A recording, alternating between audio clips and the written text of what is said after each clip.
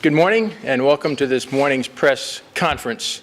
The press conference this morning is about proposed changes to legislation that will be presented to City Council regarding illegal street riding in the City of Cleveland. Presenting are Mayor Frank G. Jackson, Police Chief Calvin D. Williams, and Johnny Burton, founder of the Bob Burton Foundation. Mayor? Okay. All right. Friday during the day and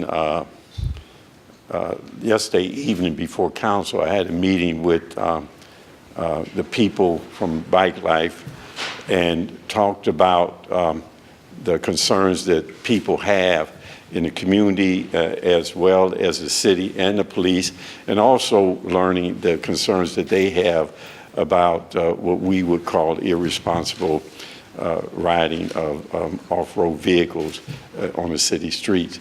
In that conversation, we had mentioned to them that out of respect, we were letting them know that we were going to be proposing legislation and that we'll be proposing this legislation and introduce it as early as this Monday, but knowing that we'll no later than summer break, so that it would be introduced into council, and so council can review the legislation.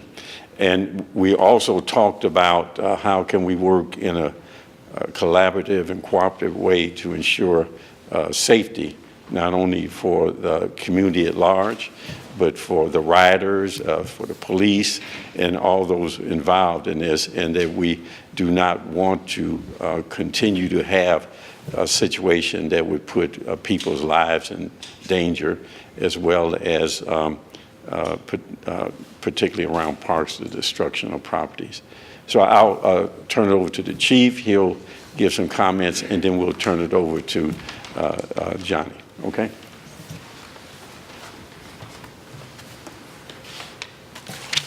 All right, thanks, Mayor. Good morning. Good morning.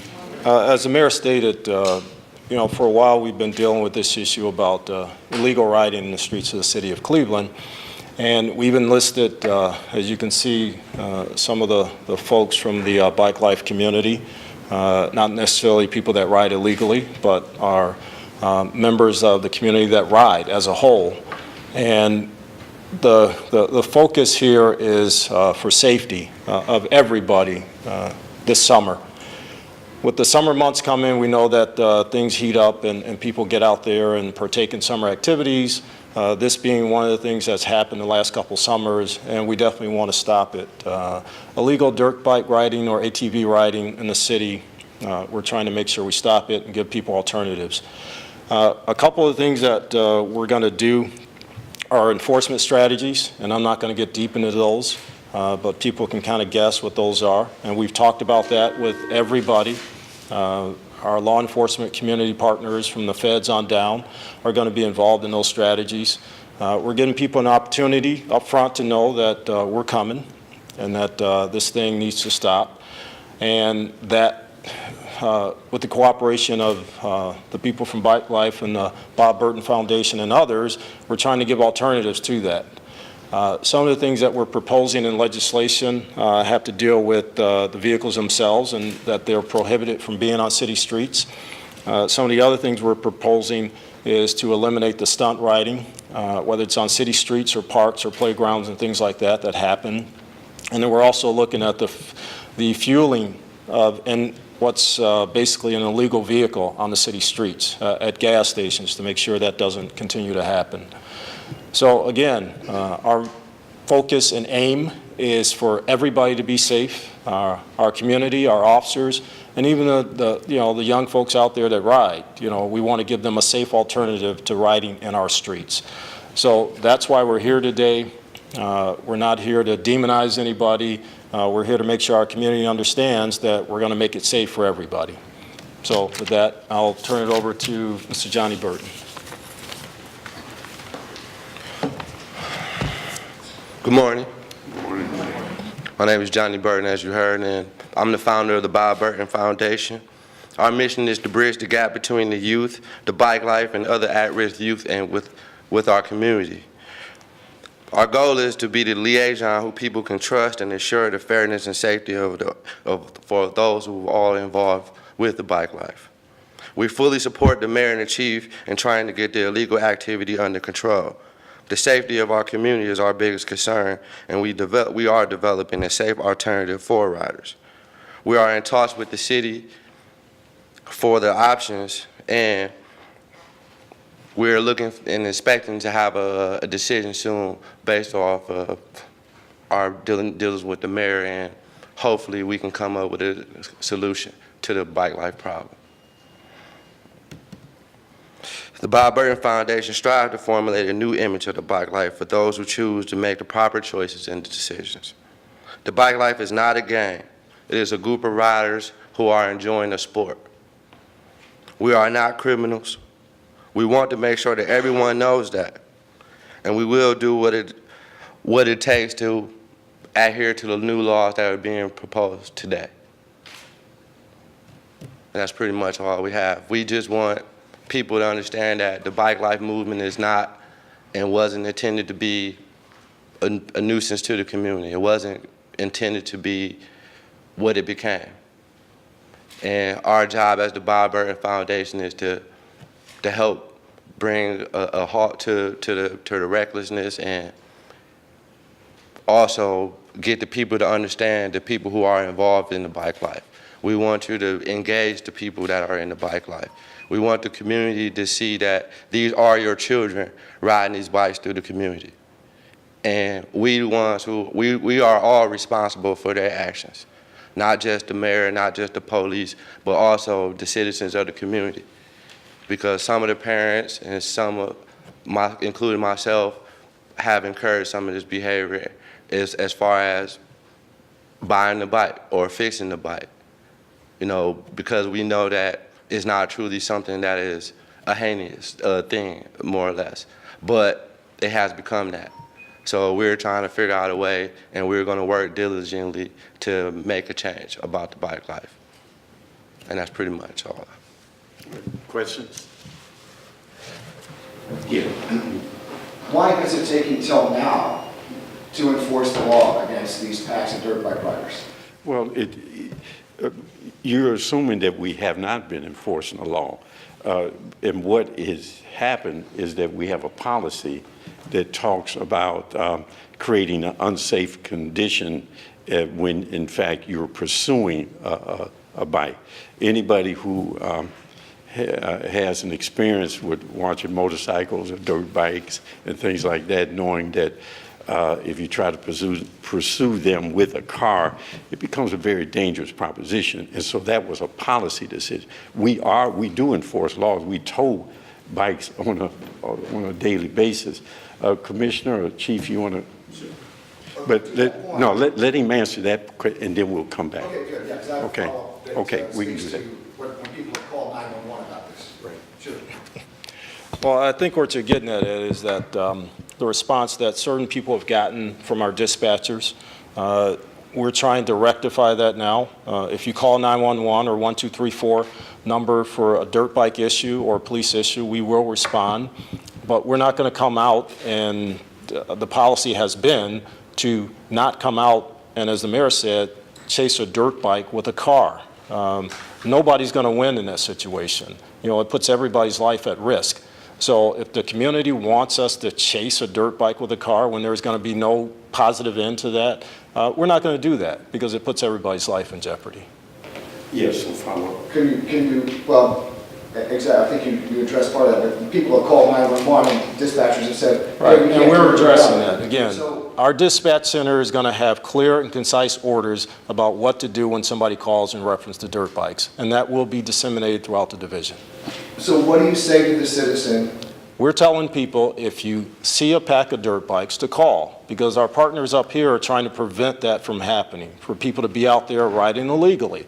But the people that don't listen to that, if you see them, you call our non-emergency, our 621-1234 number, and we will have a response. But still, we're not going to go out there on a routine basis and chase dirt bikes in a police car because you're not going to have a positive outcome with that. We do have strategies in place to deal with that aspect of it, which I'm not going to get into right now, but we're not going to put people's lives in danger in pursuing bikes that way. And the whole thing for this press conference is to make sure people understand we do have a strategy in place. We are going to introduce legislation to have tougher penalties on people that violate the law, and that strategy is going to be rolled out. We're not going to tell you what it is, but that strategy is going to be rolled out, and people can be assured when they call, we're going to respond. Yes? I think you just addressed my question, because there are laws on the books already that address this. Well, our proposal is to increase some of the penalties, to make sure people understand we're serious about this, and to implement the strategies that we have to kind of curtail this activity, along with the education from our partners. I mean, we've met and talked to people that go out there and ride, and some people are just misinformed about what the law is. You know, the dirt bike, any vehicle on city streets has to have turn signals, lights, headlights, front lights, things like that to operate, to be licensed. And some people, mainly kids and probably some of their parents, just don't understand that if the dirt bike's not equipped that way, it's illegal to ride it. So part of what we're going to do is a public information campaign that gets that message out there, all the information out there to everybody, and to elicit the public's help and when these rides start or where they end, because people see that in the neighborhoods, to make sure we can curtail it. If I may, Next. Go ahead. Carl, what we're talking about, what people want is a panacea. They just want a panacea. And when I'm calling you, can you just make this go away? And what we're saying, in effect, that does not work, just like all panaceas. It just don't work. This is a comprehensive approach, because this is just not a Cleveland concern. If you go throughout this country, in every urban center of this country, they're having the same kind of concerns.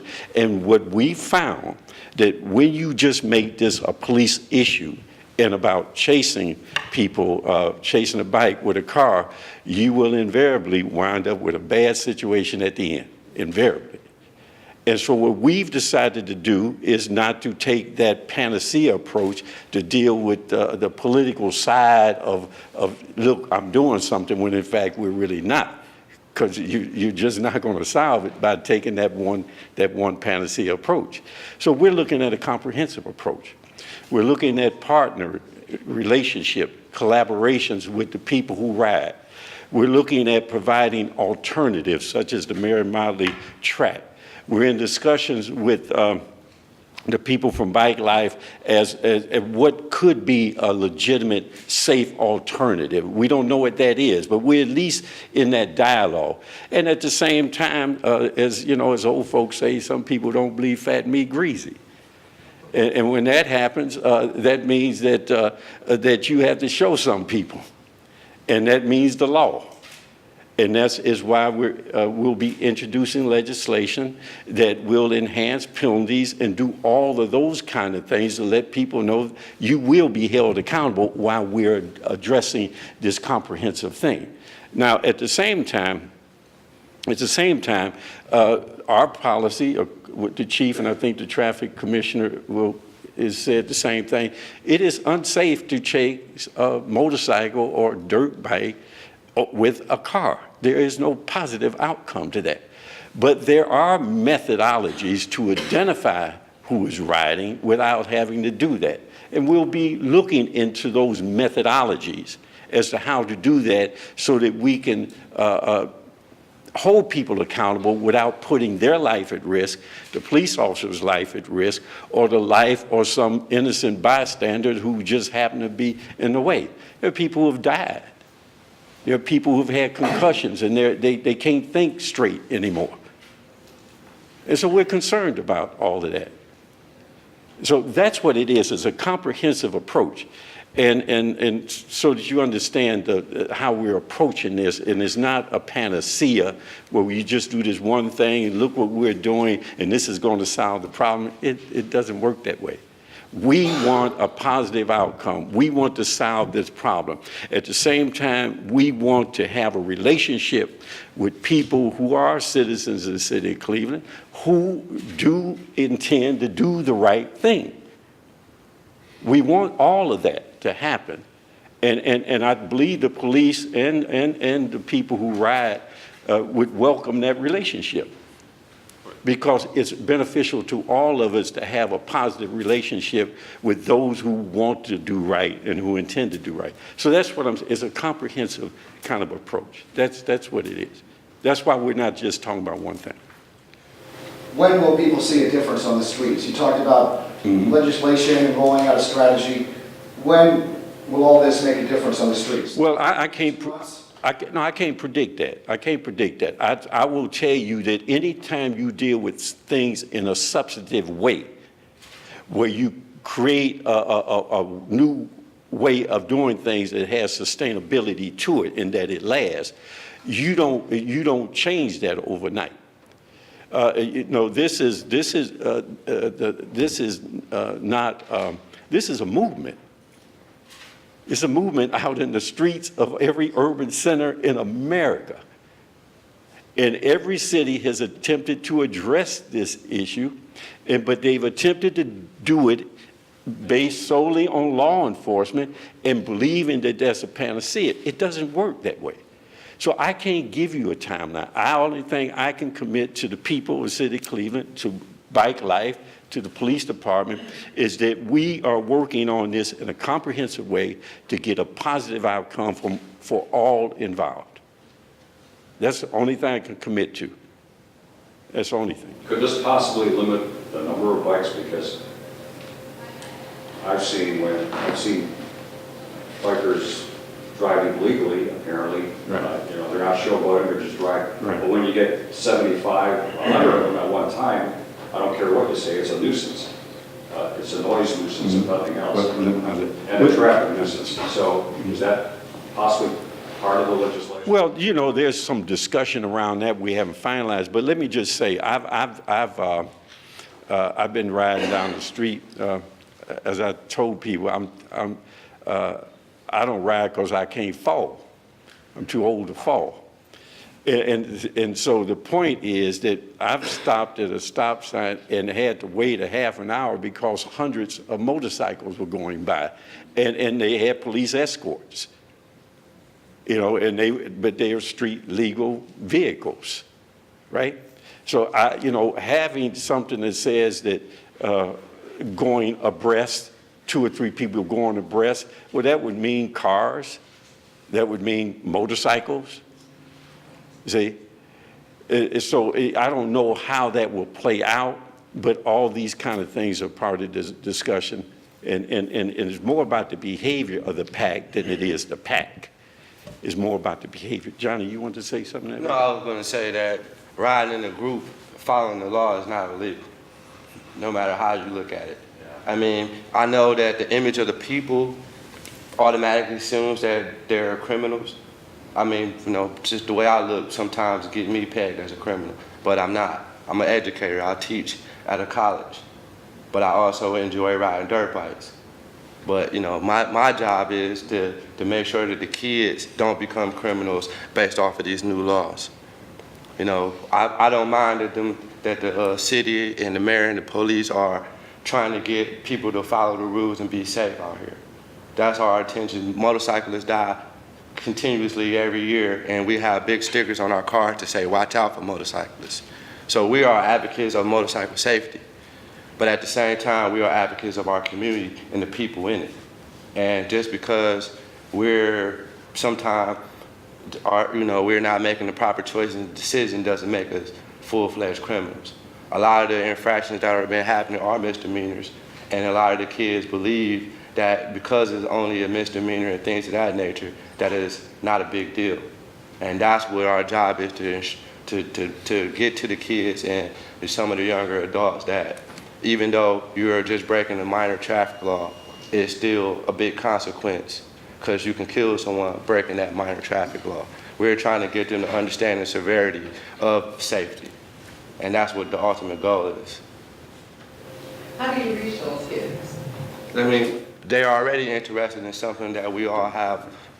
They're already interested in something that we have, full knowledge of as far as the motorcyclists. That is our tool to get to the kids. If I provide you with the opportunity besides telling you no, and this is what our city is telling, and it tries to tell the children, no, you can't ride your dirt bike, but I have no alternative solution as to why you can't ride your dirt bike. I'm not telling you can't ride your dirt bike, but you can ride it over here where it's safe. They're just telling the kids you can't ride your dirt bike, period. And that's where the problem is, because we need to have an alternative. The dirt bike scene is the biggest thing going on in America right now, in the inner city. So this is an industry that we can introduce to the kids, where there's millions of dollars to be made in this industry. This is an industry that we have been excluded from for at least 40 years. The dirt bike racing has been a part of my family since 1972. We've had sanctioned events and all those things all over the state of Ohio, but people from the inner city had no place to practice. So yes, that's what I'm wondering. So what type of events do you hold to educate? Well, we would hold rider events out in Orwell, Ohio. We would do small things for the kids in order to get them engaged and try to bring them away from the city, from the streets. But Orwell, Ohio was over an hour away from Cleveland. So we're seeking to try to develop something with the Mary and Molly Park in the inner city of Cleveland, but to wait on that will probably be another 18 months or at least the next summer. So in the meanwhile, we're trying to find out a way to get the kids off the streets now. I have one more question for the mayor about the bike track. Many people doubt the bike track will make a difference and take the bikes off the streets. What do you say to those folks? Well, then why should I do anything? Why should I do anything? I mean, any of you ever had take a step to address a serious issue, and then somebody say, well, that won't solve it all, so why don't I just sit down and do nothing then? We are doing something. No matter how small it may be or how large it may be or in between, we are doing something because we are attempting to deal with the relevant issues that are plaguing not only Cleveland, but in every urban center in this country. And we're doing it in a comprehensive and constructive way. We're not demonizing anybody. We're not calling people criminals. What we're saying, in effect, can you work with us in order for you to be able to do what you do, and not only that, have an opportunity to go further in it, make some money, as opposed to just falling down and making no money. And then, so what we do, we invest in it. We invest in it. I'll give you an example. We had a kid killed, several killed because of skateboarding. The people downtown and the businesses and other parts of the commercial side of the city, Cleveland, were complaining because these skateboarders were riding their rails, jumping over their steps. Oh, you know what happened. And so what did we do? I don't know, Ken's not here, so he can't tell me, but we spent close to $700,000, $800,000 to build that particular culture, that particular group, a skateboard park.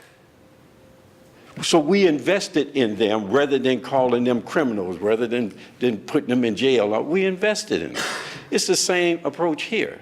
So yes, it's a small thing in the whole scheme of things, but it is an alternative. Will it take every bike off the street, take every rider off the street? No. But I will guarantee you that there will be young people, children, and young adults who will be exposed to a sport that has millions of dollars associated with it, not only in terms of riding, but in the advertisement or whatever, millions of dollars associated with it. It will introduce them to a sport, and out of that, it will help somebody. It will direct them. Will it direct everybody? No. I mean, I've talked to other riders, and they said they don't like riding on dirt. They like riding on asphalt. So what are we attempting to do? We're attempting to make, as part of this park, in this track, a certified track that can be competitive and be on a regular circuit for professional riding. We're looking at how do we put a quarter-mile street in the doggone thing. So if you want to ride and do tricks, you just ride on. If you want to do asphalt, do it over here. You don't have to ride on dirt. Ride the asphalt over here. Now, when you do that, and then we work with Bike Life, and we work out some kind of collaborative agreement on how to approach this. Now, anybody who just want to be a maverick, go off on their own, that's on them. But we're going to work on giving people alternatives, giving people choices, and they make their choices. Whatever choice they make is their choice. But they can't say they don't have a choice. Mayor, your political opponent on the floor of City Council last night proposing that hearings be held regarding the dirt park that you mentioned. At this point, Well, what do you have to say to Mr. Reed? Well, I think you preference it by the correct thing when you said political appointment. You should opponent. You should take it with a grain of salt from that point on, and so do I. So you think he's wasting his time, basically? I don't know what he's a political opponent. He'll say anything, whatever he thinks to his advantage. I mean, so now is the issue real? Yes, the issue is real. That's why I'm doing what I'm doing. You're saying he's exploiting the issue? Exploiting it not for the genuine concern about their well-being, the citizens' well-being, or these police officers' well-being. He's exploiting it for the purpose of his own political interests. Because believe me, if I were doing that, I wouldn't be standing here talking about what I'm talking about today, would I? Nope. I'd have been all over this 2 months ago, having the same kind of conversation, calling them thugs, calling them criminals. If I wanted to exploit it for my own political consideration and ingratiate myself to some people, but I'm not doing that, am I? And because of that, both of you have had conversations about me in regards to my support of the Bike Life. And it didn't come across positive for me, right? I will admit it was fairer than I expected, but it didn't come across positive for me. So my point is, yes, the issue is legitimate, but the one bringing it is not legitimate. It's political. Anybody else? Yes, sir. What specifically is going to be in the stuff you send to council? That is what we're working on. That's why the law department is here. And we were having discussions, the police are having discussions with them. Commissioner Muick, of the traffic commissioner, he's having that discussion. And the chief kind of outline is about enhanced penalties. It is about around the issue of how do you fuel vehicles. It is around identification, stunt riding, you know, those specific things, right? The dirt track is obviously one of the alternatives. What other kinds of alternatives? Well, that's what we're in discussion, because I always find that whenever if you're trying to work with people, you give them the respect of having an opinion. And they have opinions. Now, whether or not we come to some agreement on all of their opinions, you know, that's another issue. But we're expecting to have some feedback as to what they think might be alternatives to that. But we haven't come up with any right now. It's simply because to ride unlicensed vehicle on the streets of the city of Cleveland is illegal. You just got to start there. So when you start there, you have to be very creative about giving people choices other than a fully established park for that purpose. And as Johnny said, we had anticipated that would be this fall But there's a lot of interest from a lot of people in terms of wanting to it has national attention in terms of people who are looking at being part of it. So that may be extended into next year. It might not be into next summer. So we don't know yet. And one other thing, maybe for the chief, when I was on my way home the other night, it was about St. Clair and Eddy Road, that neighborhood. Brand new pavement on St. Clair. So they ride well. And there were about, maybe 8 or 10, either four-wheel ATVs or bikes, starting stunts up the street. And I'm curious, how do you address that? If there wasn't anybody there at the time, but if a cruiser had been there, what can they do when they see that kind of a thing going? Well, our officers can always initiate traffic stops on traffic violations, which is what it is. It's illegal to ride an unlicensed vehicle on the streets, and they can always initiate a traffic stop. But if the people that are riding don't want to stop, then it results in a pursuit, which we are not going to do unless we can do it in a safe manner. So part of our strategy is to make sure that if a pursuit ensues, that we do it in a safe manner. And we have equipment, techniques and technology and things like that to help us do that. And propose new methodology. Right. So all that's a part of, like Mayor said, a comprehensive strategy to look at this from top to bottom. Other cities in this country have taken the law enforcement, if every problem's a nail, then your only tool is a hammer. And everybody's done that. And it hasn't solved the problem. We can probably go online and show you, city impound lots filled with dirt bikes. And there's still a problem in those cities. So we take the comprehensive approach. We want to make sure that we look at all aspects of this and how to solve it and involve people that are actually, involved in that life or with people that actually ride to see how we come up with solutions. All right? Thank you. All right. Anybody else before we wrap up? Thank you. I appreciate it. What is that legislation? Is it still being drawn up? Yeah. The earliest it will be introduced is Monday, this coming Monday.